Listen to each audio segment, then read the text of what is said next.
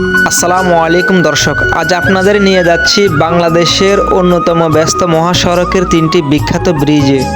শুরুতে আমরা আছি কুমিল্লা গুমতি নদীর উপর নির্মিত দৃষ্টিনন্দন গুমতি ব্রিজে।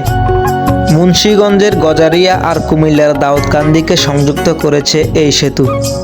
4 লেনের এই নতুন গুমতি সেতুটি চালুর পর ঢাকা চট্টগ্রাম মহাসড়কের যানজট যেন এক নিমিষেই উধাও হয়ে গেছে।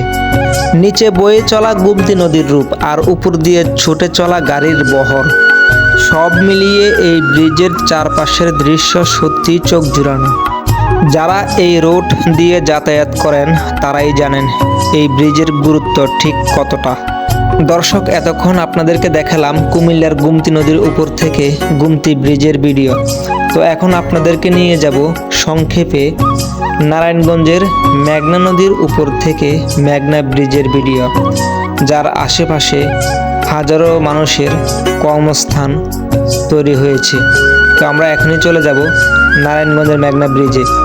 মেঘনা নদীর দুই পার ঘেঁষে গড়ে উঠেছে বাংলাদেশের বিশাল এক অঞ্চল বা শিল্পাঞ্চল।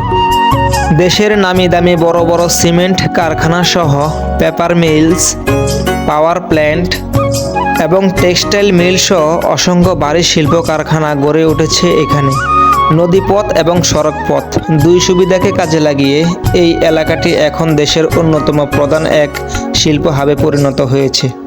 তো দর্শক, এতক্ষণ ধরে আপনারা দেখলেন নারায়ণগঞ্জের মেঘনা নদীর উপর থেকে মেঘনা ব্রিজের ভিডিও এবং এর আশপাশের এলাকা।